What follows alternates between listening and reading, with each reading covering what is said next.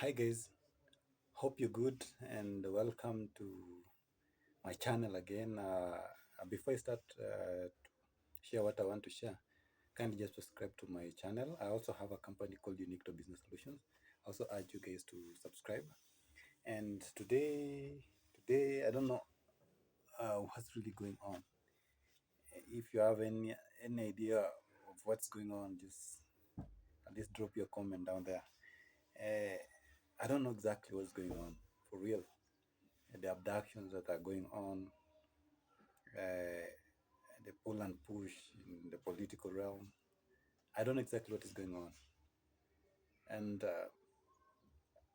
whoever is advising the president, I don't think if at all is really doing a great job, because where we are headed as a country in that dire state, most of the investors are pulling out of this market.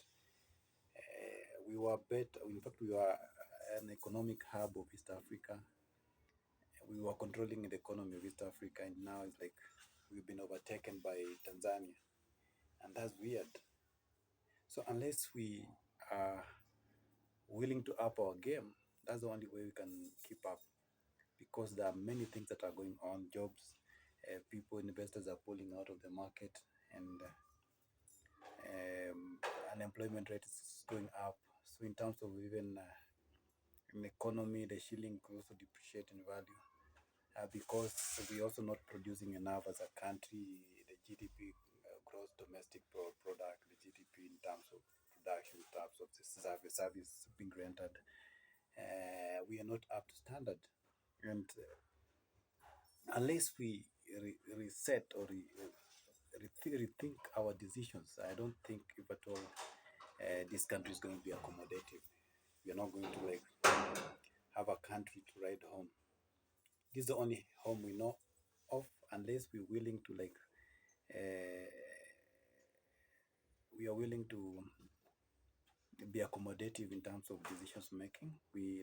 Let's be like involve each and every one of us, so that we can have a country instead of really allowing this country to sink.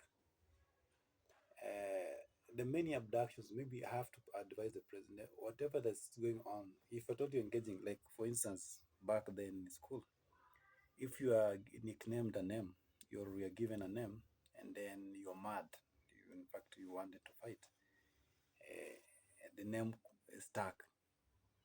But if you just overlooked it and not the name even didn't survive a day.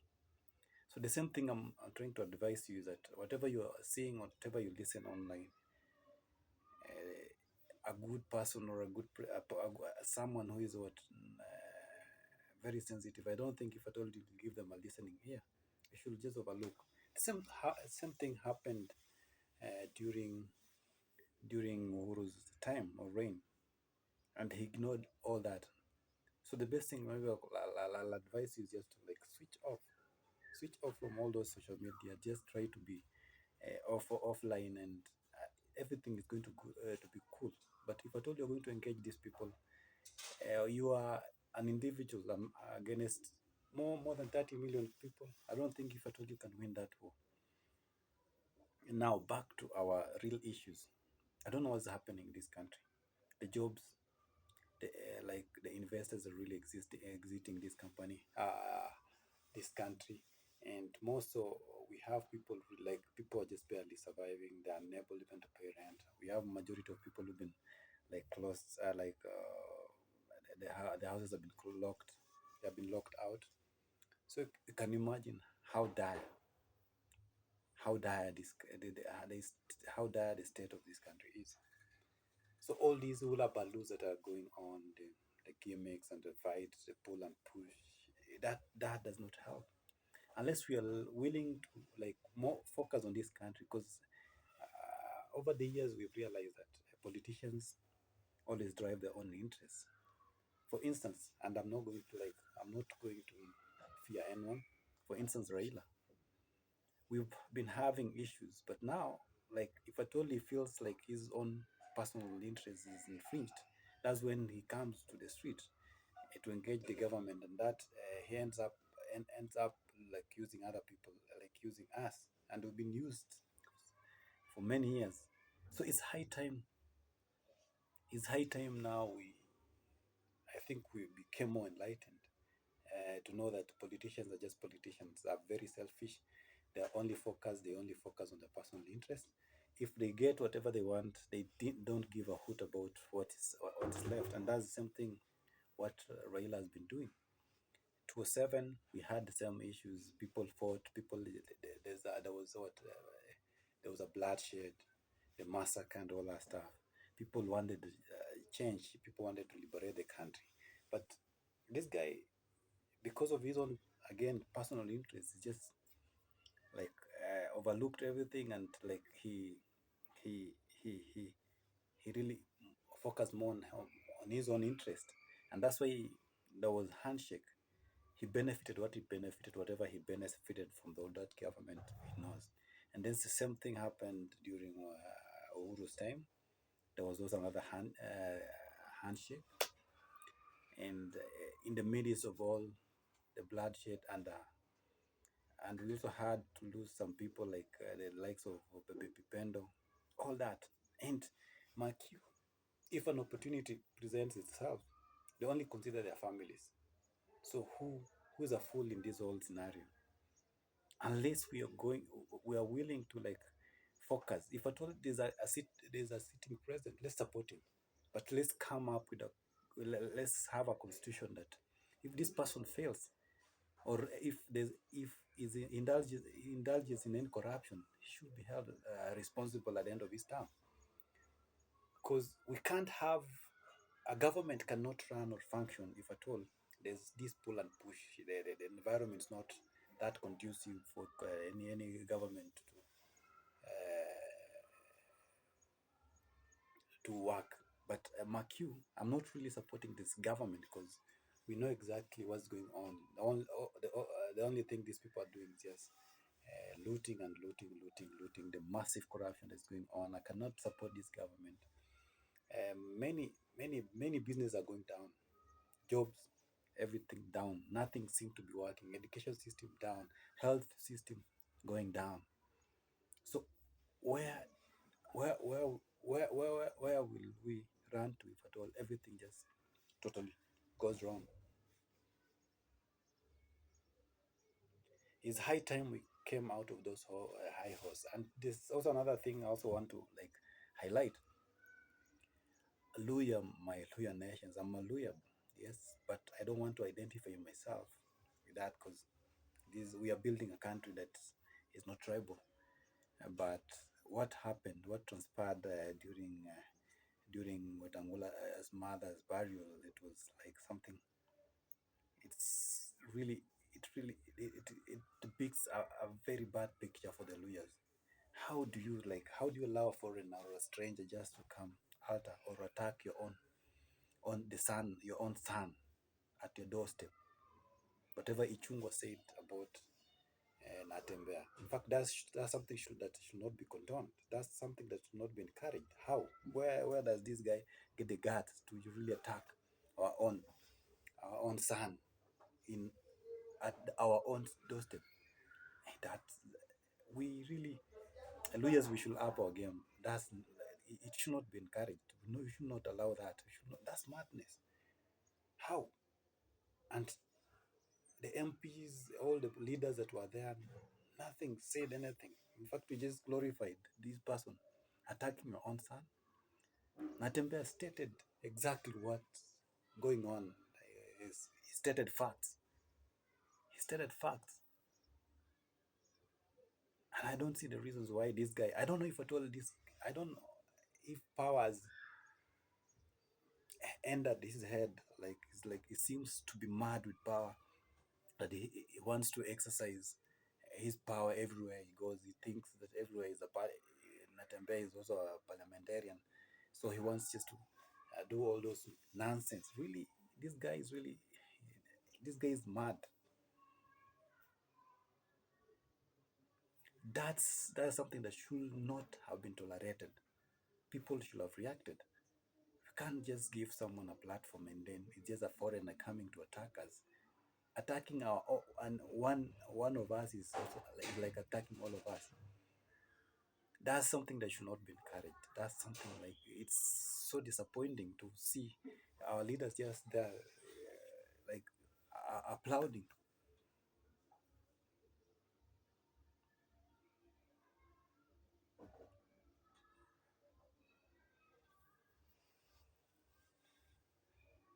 Economy is really doing bad, and I don't know exactly what's going to happen this year.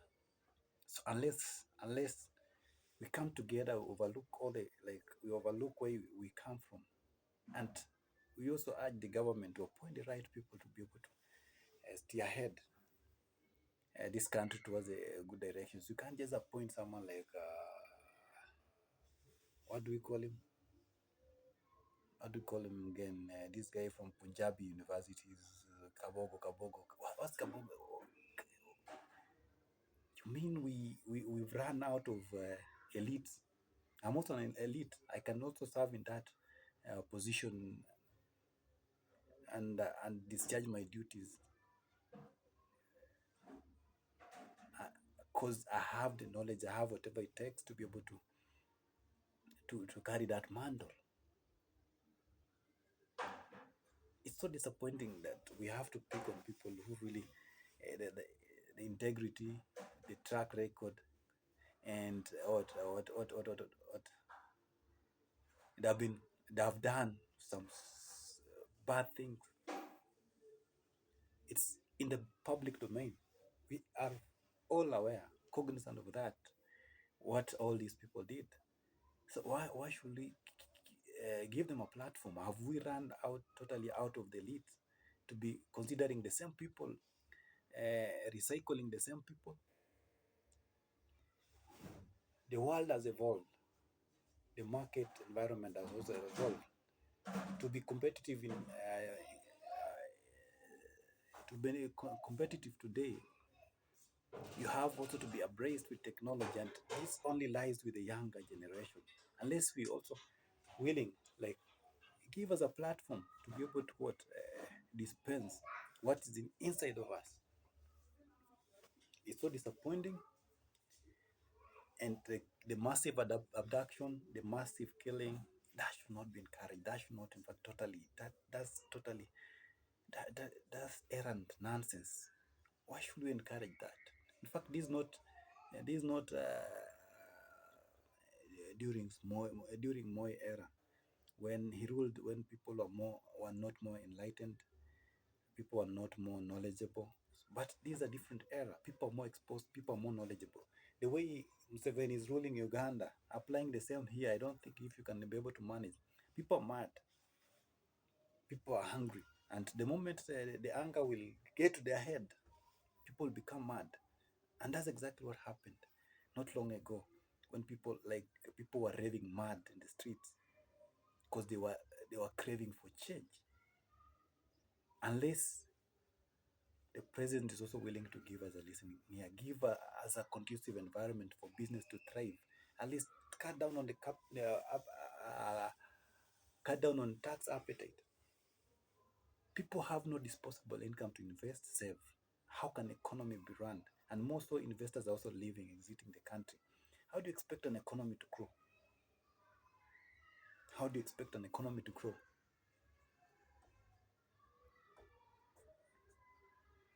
This country belongs to all of us. Even if you think like you can do, you can harm the country and run away or be in exile in whatever country, this is still your home.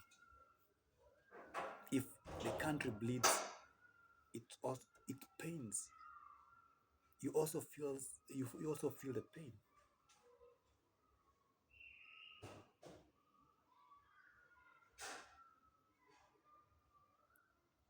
Let's hold hand, let's embrace each other, let's work together to build this country. This issue of after elections, there's one who's not who's not comfortable with the outcome and is always causing chaos. It causes chaos to an extent that is also given an opportunity to also be part of the government. This is what is, in fact, this is what is derailing us. All these political gamblers and political, like they hold the economy hostage for their own benefits. This errant. We should put an end to this. It's errant nonsense. They have taken advantage of. They've been doing all those shits. The likes of him, the likes of other politicians who like to be able to join they have to be noble to join the government, and that means we are going to spend more than, instead of using the money to like rebuild our country and try to pay off our debt, we are busy trying to buy people to our side so that whatever we do, no one can object. We should put an end to this. We have you have overgrown all this. We should we should handle things better. This is not the era.